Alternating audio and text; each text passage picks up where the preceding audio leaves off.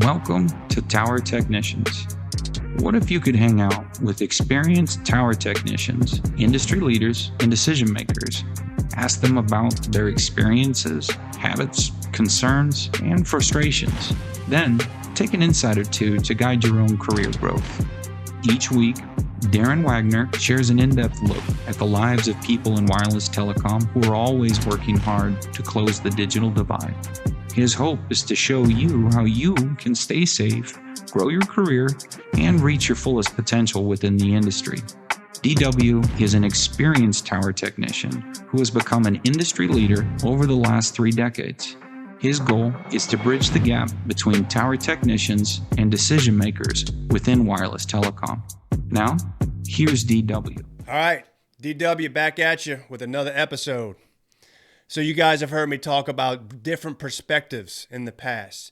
You heard me talk about how it's valuable to bring people together from different perspectives, different backgrounds, different functions in the industry, different roles in the industry.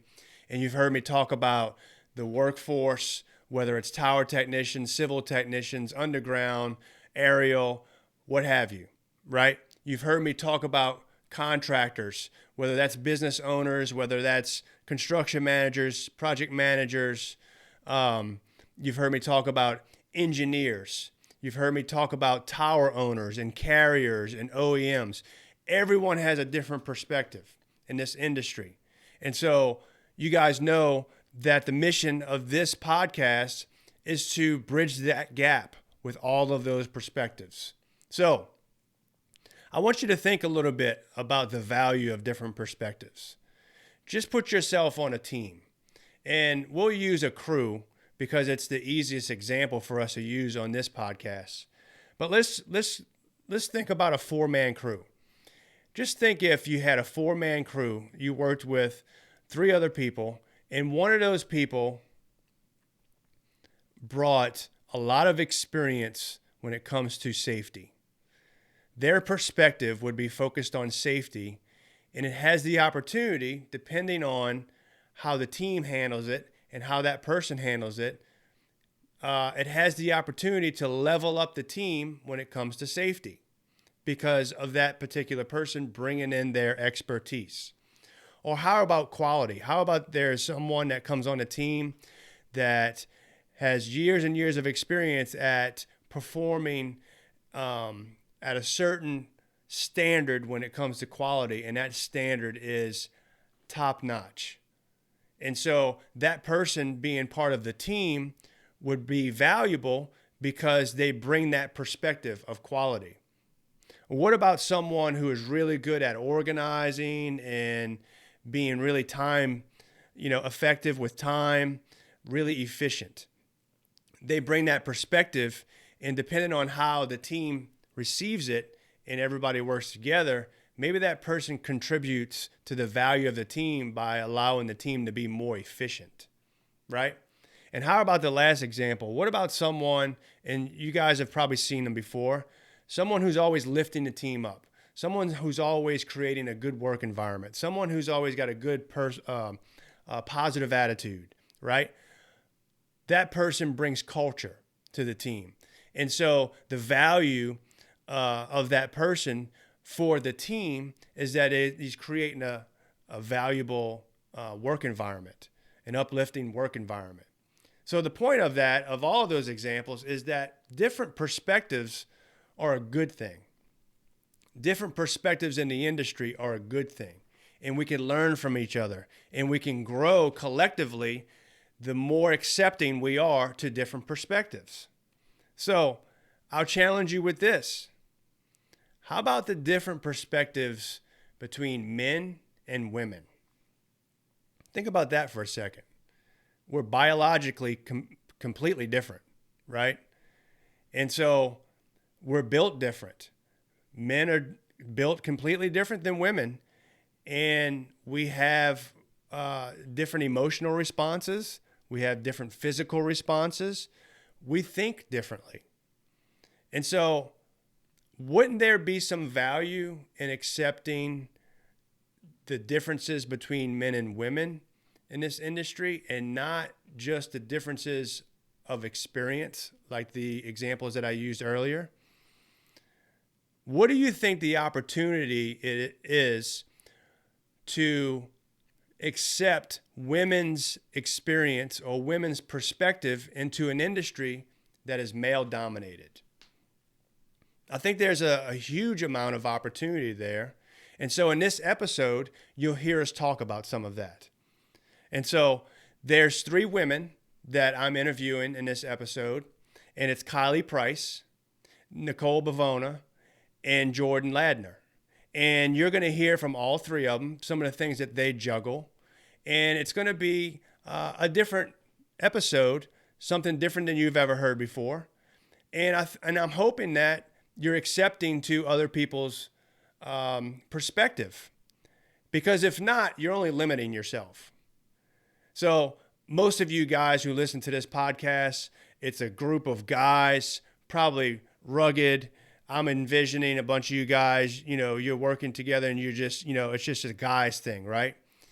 But I would tell you that you are shortchanging yourself if you're not opening yourself or opening your mind up to other perspectives, including females.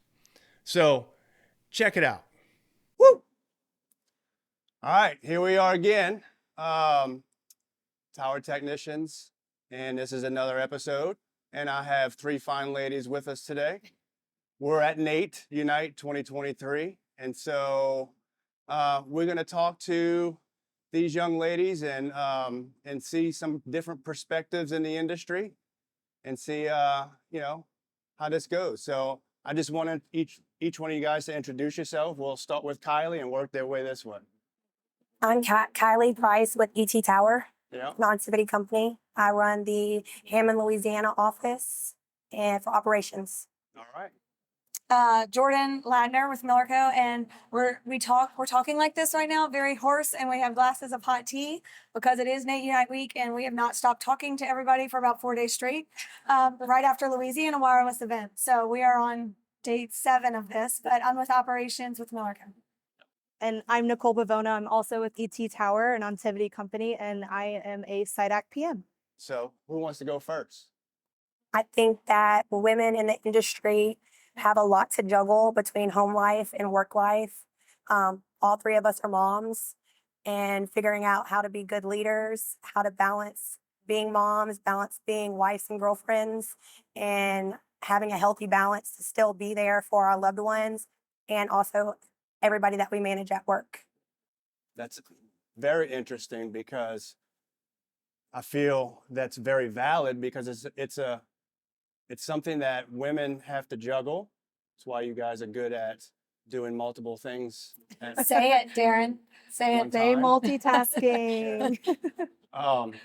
But yeah, more men are more of the mindset of, staying on task and, going to work and doing their job, and most of the time the family responsibilities are put on the women. And so you guys have a big role in this. And not to discredit any of the single dads out there Yeah, who no, are no. absolute rock stars. But We get it. We understand. We get it and understand it. But just overall in general, it's a balance of leading at home and leading at work. And we're all pretty fantastic leaders, and I think we're fantastic moms as well. And I see how hard it is going from event to event, or going to a site to another site and being gone for the most important things, and trying to juggle, keeping our families first while also catapulting our career. Sometimes as women, we have to work a little bit harder to catapult our career and prove ourselves, and no mistakes. And Nicole was actually there. My aunt picked her up from school, and it was the first day back from her dad's house. And on the phone, she asked me, "Mommy, why weren't you there to pick me up?" And so that's what we struggle with. Yeah. Because we do get those questions. Yeah. So, And we love our jobs and love this industry has been fantastic. We love what we do. So it's hard to, keep ourselves and who we are, but also, being there for our kids. Yeah. I can't imagine being in that position, obviously, because But I was a single dad, so I appreciate you recognizing that. For a long time, raised 2 boys. And so, but I know that struggle was not even close to what you guys struggle with. So it's, I could tell the emotion just even talking about it, I right? know I've already talked about it today, and I was like trying not to cry, but I just explained to her that there's a lot of people that count on mommy, and just like she counts on mommy, and so that I'm gonna pick her up on Thursday from school, and we're gonna have a good time, and it's gonna be 100% focus on her when I get home. Yeah. And so, but in my case, I have a little girl and I have a little boy. I will say the biggest struggle with managing tower technicians in a company and going home and being a parent is sometimes I get them confused. And like I treat my kids like guys, and then I'm like babying the guys, and then it's the other way. So you got to separate those things. But what I've always done is, I grew up and my dad was gone for 2 weeks at a time on the road. I didn't see him for 2 weeks. He traveled. And my mom worked full time. We had casseroles for dinner every night of the week. A different meat was thrown in with some noodles. And I don't remember ever growing up and having this stigma of like my parents weren't there for me. I grew up thinking, wow, they are working their butts off for me. I cannot believe I did not cuss right there.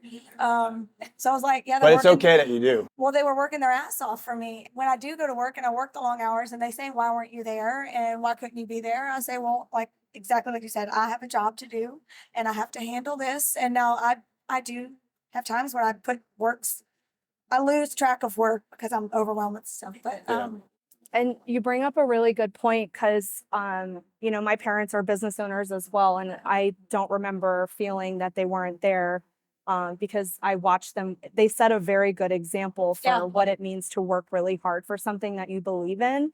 So I hope I'm setting a good example for my son to know that we are working really hard and that's something that we love. And you are. And Miller has picked up on it, y'all. Yeah. She has an office at Miller Co. I've heard her have fake conference calls and get mad at people. I mean, my 2-year-old walks around like this and She like is a pretends leader. to work on the computer at the same time. Yeah, and so my mom was a single mom. She worked 3 jobs, and I often tell her, like, I got my work ethic from you. Like, I watched that. So I worry about my daughter so much, that she's not going to pick up on those skills. And she's 5, and she already knows the difference between a guide tower, cell support, and a monopole. Yeah. And she points them out on every chip. She's like, Mommy, there's your job. oh, So that's really start cool. them young. Yeah. Yep. So we talked about the struggles of trying to balance work life and home life, and y'all have talked about, the kids. What about the kids at work, the workers? I'm called mom. I'm mom. I'm the office mom. I'm called mom. Yeah. I'm a counselor. I'm a counselor. I know their wives' birthdays and anniversaries. I try to help them keep up with it. I'm a mom. Honestly, you have, kids that are coming right out of high school, entering our industry, a lot of them as technicians. And so, and not all of them have come from good backgrounds, right? Not all of them have the structure that it takes to actually do perform the tasks associated with a job. So you got to kind of mother or be a father figure, parent figure to them in a lot of ways and kind of guide them and coach them along. Yeah, so I think at my office, the first thing I do is when they start, I have a survey that they fill out. I like to identify what I call the work love languages. I need Just like the that. book, just like the book. So We that- took some of them out, like personal touch, that kind of stuff, but like quality time, words of affirmation, so forth. And they pick what they want because not all employees want gifts. No. Not all employees want quality time. And I learned that 82% of my male staff wants words of affirmation. Yes. So I take the time to handwrite cards and Got give it it. to them. A good job. And I think bridging that gap to understand and being women understand that emotions do play a role in your work relationships. Like you're able to connect on a different level with the men and women you work with. Yeah. So I think that words of affirmation are good for men because men want to feel significant. And so when you tell them that they've done a good job, it makes them feel like they have some significance in the. there was a session this morning about mental health in our industry. Mhm. And one of my guys went to it and he had breakfast with me and he said, I worked in construction before this and my boss was a man. And he said, and I think it's easier having a female boss. He said, I can understand how it could be hard for some men to report to a woman. He goes, but I have felt so comfortable with bringing you issues that I never felt comfortable bringing to my manager for 10 years. The Yeah. vulnerability. The vulnerability of him being able to say, I'm having trouble right now. I need to be home. Yeah. You know, and he couldn't say that to his other boss. And that was like a huge compliment. I was like, I mean, y'all know that, but for him to say it, it was Yeah. empowering. Empathy really goes a long way. And especially, it's hard for people to be vulnerable and open up and express when they're struggling with anything, struggling with a project, they make a mistake, or struggling with, mental health issues and at home. So being able to be that person for them to go to is huge. Oh, yeah. And he also is aware that he needs compliments. So every now and then he'll come in and he throws a hissy fit and I'll tell him he's doing good. And he's like, I just needed that. I'm like, okay, it's all right. So I need to do that. So Yeah. I think, it's kind of a reflection of how society has evolved as well. Because if you think about, maybe you've heard stories about back in the day, boys don't cry, right? So, but society has changed so much now. Now, vulnerability is something that is encouraged. Back when I was young, if I cried, like You were weak. Yeah, I was weak. So I was weak. So I think that as long as we embrace that, it just opens the lines of communication, and it helps. Mental health is becoming a big issue. And so, Well, to be fair, it's always been a big issue, but now we're just talking about it. awareness. The awareness is getting higher. So Yep. And Yeah. it's great. And to your point, suck it up, don't cry. Women get the opposite of you're too emotional, stop crying. Yeah. And, all around, it's okay. yeah, exactly. I tell everybody, like, I have a switch for when I go to work. Yeah. It's like humanity, almost like an emotional switch that I turn off. And then, like, when I go back home, I'm like so emotional because I don't let so much of my emotions out while I'm at work. But I feel like it's harder to be that emotional at work because everybody is always like, why are you so sensitive? Why are you have to hold crying? it Why are in. you doing this? So it's like just easier to shut it off. Yeah. the first big bid that I won, that I lost, I cried on the phone with a major carrier, just cried. And he could hear it over the phone, and I was just like, I don't even know what to say. I just got off real quick, but I had a hysterical moment. I was like, I wonder if anybody's ever done this to this. And why is it, do you think you cried? Any too much of one emotion for me, and I cry. So I can be too happy, I can be too stressed, I can be too angry, too sad. It's like 7. When I get to like a 7 out of 10, and the tears are coming. Yeah. And that's just any feeling. It's And hard to lose. Yeah. Right. And that's kind of where I was going. So did you feel like you put a lot of effort into that bid and you felt defeated? So that's what sparked the emotion? Yeah. Heart, soul, blood, sweat. We Yeah. worked our butts off. We deserve it. We are the highest quality. We put in the best numbers. I was fair. Like, I was all in. Yeah. Yeah. That's awesome. I did also cry when I won the bid the next year. That's the crying and happiness, right?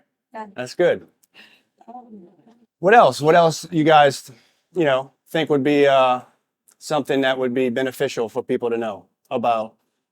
I think there's a lot of women in the industry that are in leadership roles that probably struggle because they might not have other women right down the road that they can talk to, or other women in their office that they can talk to. Maybe they're the only project manager there. So I feel like my message just needs to be talk about it, come to events, go to your networking events in your area and talk to other women and just be real, be open and say, Yeah. Call us. I'm struggling with this. Are you struggling with this? Like, what do? You have a switch. Where do I get that switch? Yeah. Like, And it's harder for some people to break those barriers down and break the walls down because, personally, I'm not the most social person, but so in a crowd, it's a little bit harder for me to navigate. But once you meet one person, then that person introduces you to other people, and then it just becomes natural after that. So Jordyn and Nicole are my people because anybody who knows me knows I am not a people person. I come to events and I do my job and I do what's asked of me, but I don't like to go above and beyond. I don't like to get out of my comfort zone, and they make me. Yep. yeah, And it ends up good, and I'm not hurt. Nothing happened. yeah. So, So you end up growing from that but experience, right? had I not been vulnerable with them and told them up front, like, I'm not a people person, they wouldn't have known, To support well, you. I have in to that push way. her. I have to do things this way. I have to introduce her on a one-on-one basis, not with 14 people Yeah. standing around. Yeah. Yeah. No doubt. Absolutely. That's good stuff. Well, good deal. Oh, you got something? You got something else? Yeah, It looks I like it. do. Come I on. sure Come do. on with it. Going back to like how things have changed so much. I think, previously women in the industry have felt that they have had to fight tooth and nail Yeah. and almost become bulldogs in the industry to get their voices heard. And I'm just thankful for, the men in the industry who have kind of turned their opinions around and treat us with respect. And we don't have to be so mean. Or even the men that have given us chances. Because I know, like, from my aspect of it, like, it was a man who gave me a chance. Like, he believed in me, and that's why I'm here today. And it only takes one person to believe in you or mentor you, to believe in, to build you up, and make those bonds and those relationships. And so for those men, we are appreciative, because Definitely. it's a stepping stone in the right direction. It is the right direction. As the world progresses in that direction. I was talking to my podcast producer this morning. We met for coffee, and shout out to Danny. And so I was talking to him this morning. He was telling me about his industry, the podcast industry, how it's evolved. And he said that it started out with all men. And over the past 7 or 8 years, I think he said, they started to purposely try to include women. And it's been such a benefit to have this diverse crowd of people that now make up the industry. And because I was telling him kind of the evolution of wireless, back in the day, it was just like cowboy industry, stacking towers, and just kind of how it's evolved. And so I think it's a good thing. I think We need more women here with us. No doubt. Like, we need No doubt. more women in this industry. And I do a lot with workforce development. I tell everybody about what we do, because it's so badass. What our guys do, what our engineers do, what our owners do, what the carriers do, what we do. It's just incredibly badass. And we have so much passion that I want more people here. I want more women here. I want more women that forget Valentine's on their kids' holidays, because you were running an emergency for a career that night. Like, I want y'all here. I was in a meeting earlier today, and they remembered the one female tower climber, and that's what they remembered. And then they remembered the call her one out by name. And then they remembered the one female foreman. So And they remembered, like, how that job ran efficiently, and it was done in a quicker time frame than any of the other jobs, and it was men that brought it up. So I would love to see a day where it's like more women who are taking on that role. Yeah. So I will say, I do have every single certification that my men have. I climb, rescue, rig, sweep, PIM. I was a hell of a cert. Fibers, everything. And when I became a manager, I literally thought that if there was water in a fiber jumper, you just like dump the water out of the fiber jumper. So I realized really quick that I needed to get in the field, and you also just get a whole nother level of respect with that. Yeah. Absolutely. I'm not sitting here telling you how to do your job. I know how to do your job. I've been there, and I know the struggles with it. Don't try to don't push one over on me, because at the same time, you get a whole nother level of respect. So yeah, and the climbers as well. We've had female climbers, and the attention to detail that she had over everybody else. Like, we bring something different to the table. That's so valuable. Definitely. Absolutely. So valuable. Well, good deal. I appreciate you ladies' time today. Y'all did an excellent job. Sorry we it sound wasn't like as this. bad as you thought it was going to be. Yes, sorry about our voices. No, look, how has Nate been so far? This is my umpteenth Nate, so I'm going to give that to them, because this is their first Nate Unite. Yeah. It's my second Nate. Oh, okay. Shit. Yeah. First, But it's Kylie's first. it's been amazing. It's actually not like any other events. The networking is different. The people who attend are different. It's new faces. Yeah. The informational sessions are amazing. I don't think we've been to some each day we've been here. Yeah. And I think, we continue to strive for excellence and showing up and standing out. Yeah. You guys did a good job too by doing that. So Yeah. well, I appreciate you guys' time today, and another episode. So make sure you subscribe, rate, and review.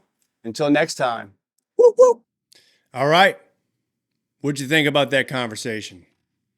Well, it's no surprise that all of us juggle a lot. It's just a different type of juggle, right? Men, women, we're all juggling a lot in life right now.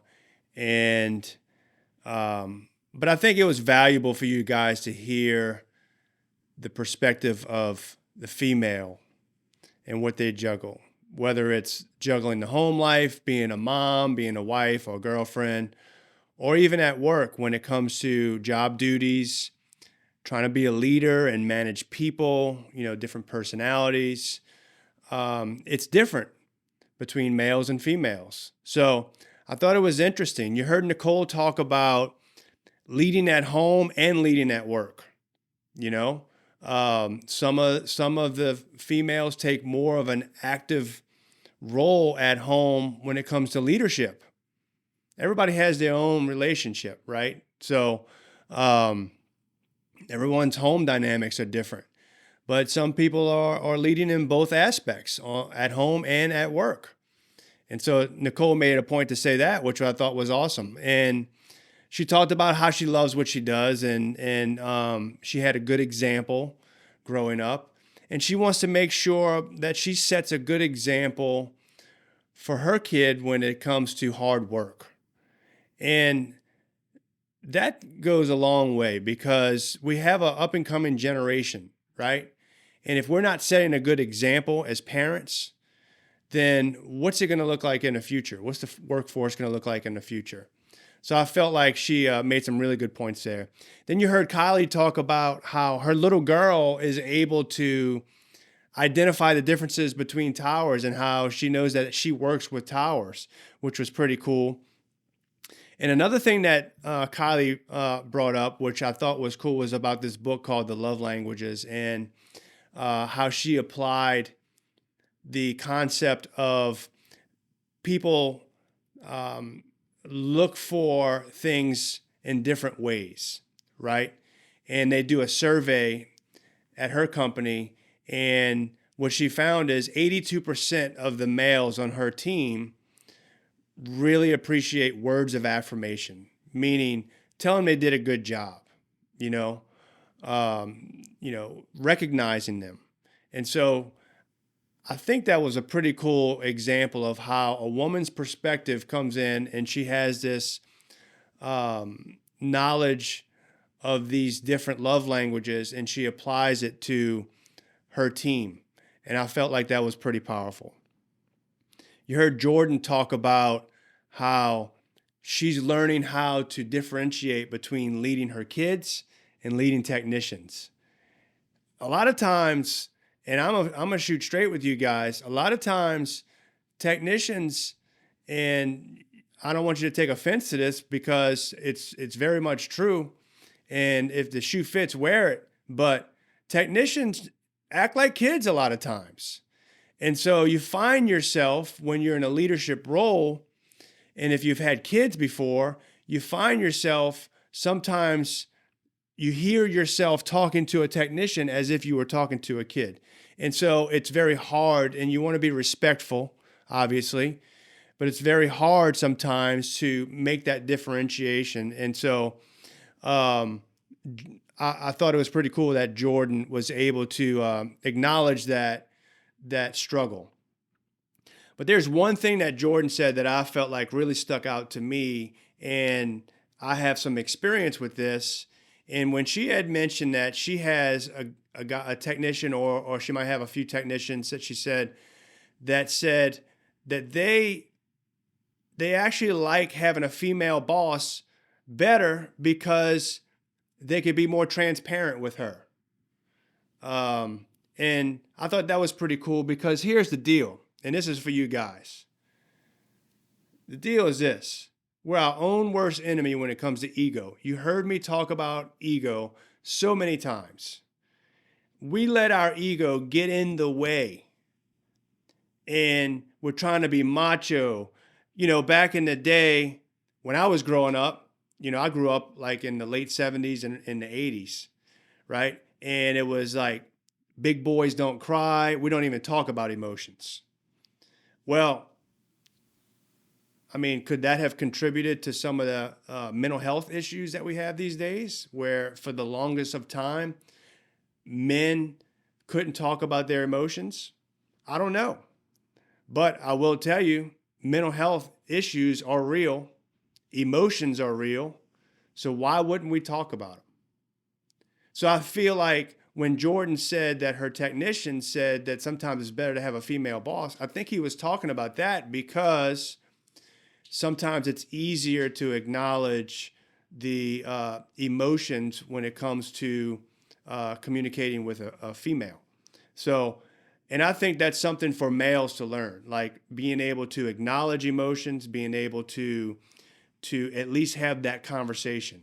Because if not, you keep it all bottled up, and all of a sudden you explode at the drop of a dime because you've kept it all bottled up, when studies show that you need to have conversations about this stuff. That's why mental health is such a big thing nowadays. Therapy is a big thing. Coaching is a big thing. Mentoring is a big thing. Having those conversations with people about the things that you're thinking, the way it's making you feel, the emotions, and the actions that you're taking. And so I feel like that was a pretty bold statement. I think that Jordyn did a good job by identifying that. And so I'll leave you with this, guys. Emotions are real. It takes courage to be vulnerable. And you guys out there who are hard and don't want to talk about emotions, you're shortchanging yourself. And I mean, there's a manly way to talk about it, right? But at the end of the day, if you're not willing to talk about emotions, you are shortchanging yourself and you're discounting your relationship with those around you. So I'll leave you with that. Until next time, I appreciate you. Subscribe, share, rate, and review.